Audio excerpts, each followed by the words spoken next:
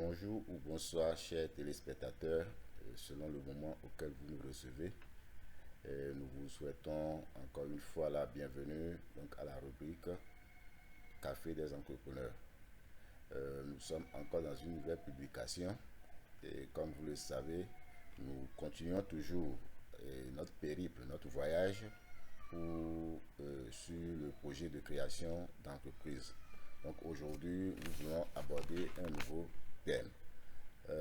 Comme vous le savez bien, le parcours de création d'entreprise est jonché donc, de plusieurs obstacles, de plusieurs pièges.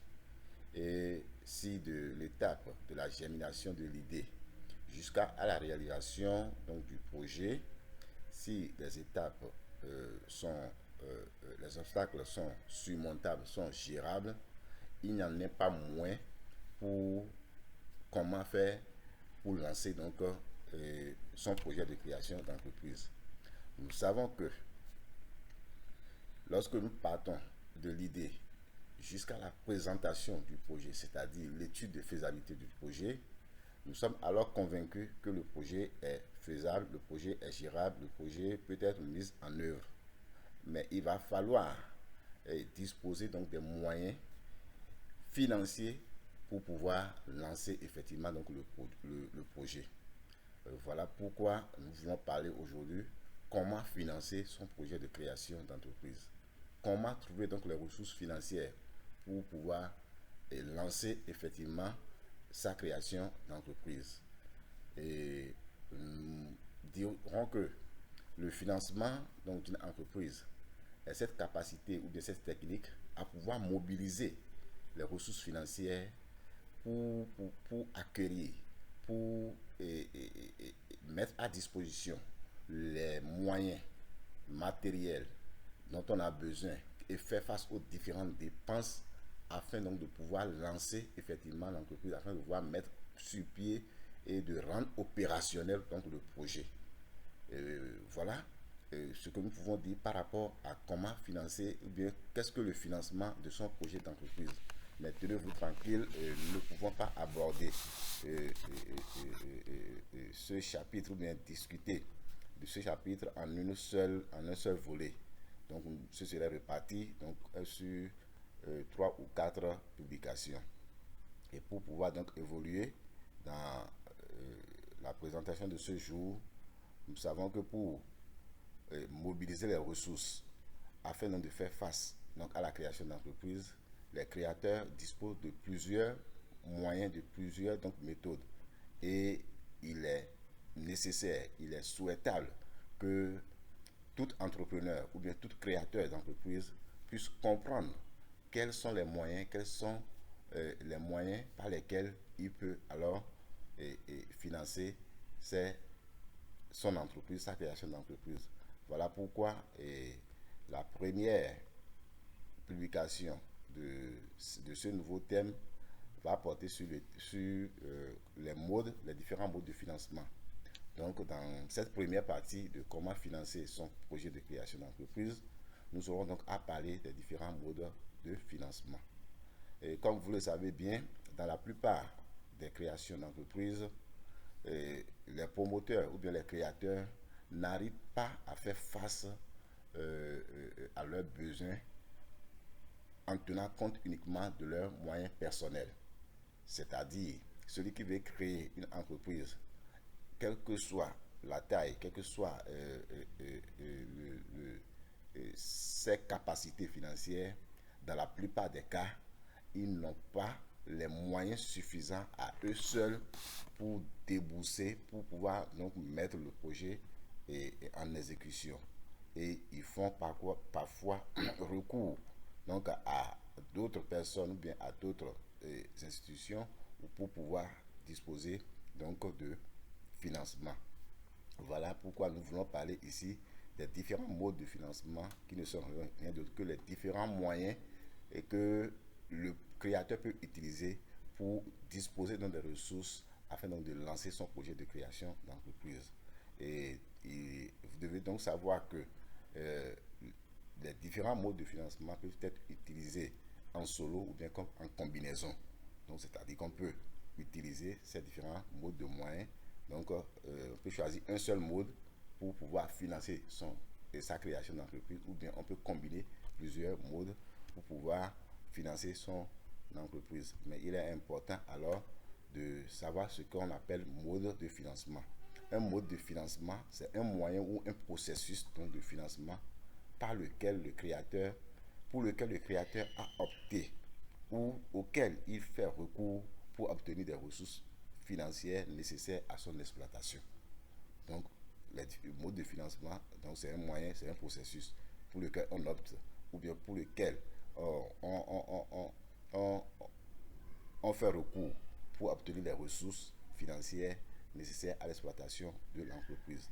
Mais différentes, les différents modes de financement sont nombreux.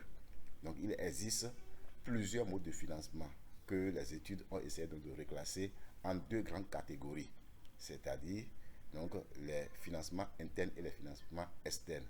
Donc les modes de financement existants sont regroupés donc en deux grandes catégories, donc à savoir les financements internes et les financements externes. Et qu'appelle-t-on nos financements internes et qu'appelle-t-on financement externe? Les financements internes sont alors les ressources dont dispose le créateur, dont dispose donc le promoteur, et qui lui permet alors donc de financer de lui-même son entreprise.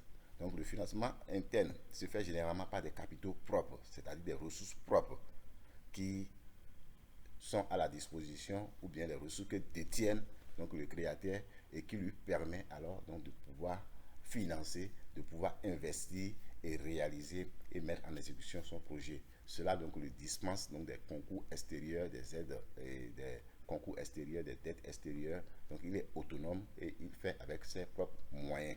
Et la deuxième catégorie donc des modes de financement qui constituent donc les financements externes. Les financements externes, comme son nom l'indique, donc c'est de faire recours à l'extérieur pour se procurer donc des capitaux, soit empruntés pour pouvoir mettre en exécution donc le projet. Donc, si nous prenons les deux catégories, le financement interne, c'est sur ses propres moyens, et le financement externe, c'est faire recours à d'autres personnes, mais à d'autres institutions pour avoir les moyens. C'est des capitaux qu'il faut emprunter pour pouvoir mettre en œuvre son entreprise, de sa création d'entreprise. Et nous allons essayer donc de voir dans chaque catégorie de financement quels sont les modes de financement qu'on peut utiliser. Ainsi, nous abordons la première catégorie, les financements internes. Comme son nom l'indique, donc ce sont des ressources qui sont propres donc à l'entrepreneur lui-même, et qui peut utiliser pour pouvoir concrétiser donc son projet. Et nous avons dans cette catégorie de financement interne, nous avons donc trois sortes donc, de modes de financement. Nous avons donc les apports personnels. Comme son nom l'indique, les apports personnels, ça tient compte donc de la capacité financière, de la disponibilité financière, c'est-à-dire les moyens financiers dont dispose donc le créateur, et qu'il est prêt à mettre donc en œuvre, qu'il est prêt donc à mettre dans son projet pour que le projet puisse être réalisé et démarrer effectivement. Donc cela constitue ses propres ressources qui sont à lui-même, qu'il décide de mettre donc à la disposition donc, de la création d'entreprise pour que le projet soit lancé. Et la deuxième catégorie, nous avons la love money. La love money, en fait, c'est des ressources que le créateur ou bien le promoteur peut avoir auprès donc, des personnes qui sont dans son entourage. Et si nous parlons des personnes dans son entourage, en fait, on va parler de la famille, on va parler des amis, on va parler de sa femme. Donc, en fait, ce sont des ressources, des sommes d'argent que cette personne peut recevoir d'une autre personne, mais qui n'est pas contractuel. C'est-à-dire qu'il n'y a pas un engagement contractuel officiel entre les deux personnes pour montrer que que le créateur a emprunté, ou bien le créateur a reçu de l'argent de ces personnes. Nous voulons parler par exemple des aides que les amis peuvent porter, ou bien lorsque vous êtes marié et que votre partenaire donc, a les moyens et que vous le prenez qu'elle donc apporte cet argent pour pouvoir vous aider à la création d'entreprise, c'est la love money. Lorsque vous êtes donc un héritier par exemple et que c'est vos parents qui vous donnent, qui vous lèguent des dons pour pouvoir donc choses là pouvoir créer votre entreprise. Donc, c'est la love money. La love money, en fait, c'est de l'argent que nous recevons en tenant compte des liens naturels qui nous lient par rapport donc, à la personne. Et cela ne tient à aucun engagement officiel. Voilà ce qu'on appelle la love money. Et nous avons les aides gouvernementales. Nous constatons ici que les aides gouvernementales viennent de l'extérieur, mais par contre, on les a classées dans le financement interne parce que, en fait, ce sont des sommes d'argent, ce sont donc des aides qui sont donc portées aux entrepreneurs et qui ne sont pas remboursables.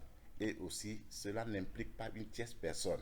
Donc, c'est le gouvernement, c'est en tenant compte de cette politique qui accorde ces aides aux entrepreneurs et les entrepreneurs n'ont pas à pouvoir passer par une tierce personne ou bien à rembourser. Voilà pourquoi les aides gouvernementales sont impliquées ou bien sont incorporées donc, dans les financements internes. Et il y a plusieurs aides gouvernementales, à savoir les aides au chômeur, créant ou reprenant une entreprise, ou bien donc le crédit d'impôt recherche, par exemple, le crédit d'innovation. Nous ne pouvons pas tout détailler ici. Il y a aussi des subventions qui sont accordées sous forme d'exonération d'impôts ou bien de cotisations sociales, ainsi de suite. Voilà ce que nous pouvons dire par rapport donc, au financement interne. Et nous allons passer alors donc, à la deuxième catégorie qui constitue donc les financements externes. Donc, dans cette catégorie, nous avons donc vraiment beaucoup de modes de financement auxquels peuvent recourir les créateurs d'entreprises. Et nous n'avons pas le temps, si nous voulons tout détailler, donc ça va nous prendre beaucoup de temps, mais nous allons essayer donc d'énumérer, de citer donc ces différents modes. En ce qui concerne donc les financements externes, nous avons les emprunts qui est donc qui constitue donc la formule la plus classique et la plus ancienne, la plus répandue, utilisée, et à aller chercher donc du financement auprès des institutions financières, à recevoir donc des prêts auprès donc des établissements bancaires. Nous avons donc le prêt d'honneur. Le prêt d'honneur, c'est aussi donc un prêt mais qui ne présente pas les mêmes caractéristiques que les emprunts, parce que c'est un prêt qui est à taux zéro et qui ne nécessite pas de garantie. Il y a des conditions particulières qu'il faut remplir. Nous avons les prises de participation. En termes de prise de participation, c'est une technique qui consiste donc alors à ouvrir donc le capital de l'entreprise donc aux tierces personnes, à des investisseurs. Et ces investisseurs apportent donc leurs sous dans l'entreprise et en contrepartie, ils reçoivent donc des parts sociaux, c'est-à-dire des actions. Le mode suivant, c'est le crowdfunding. Le crowdfunding, c'est un mode de financement participatif et, qui consiste donc à convaincre la foule de la potentialité donc, du projet. Et cette foule, cette personne donc, amène donc leurs fonds en contrepartie donc d'une rémunération symbolique, c'est-à-dire il n'y a pas une exigence de rémunération, c'est une rémunération symbolique.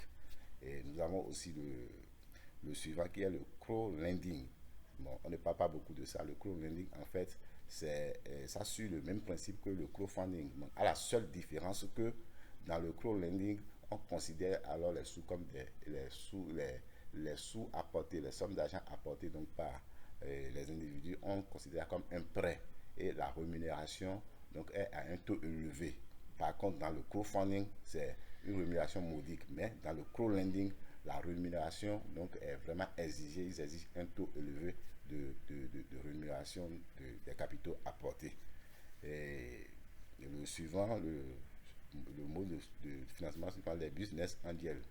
Les business angels, en fait, constituent donc des personnes, des anciens directeurs d'entreprise qui sont intéressés par le projet et qui décident d'apporter alors du financement, qui possible apporter donc leurs capitaux et pour pouvoir financer ces entreprises.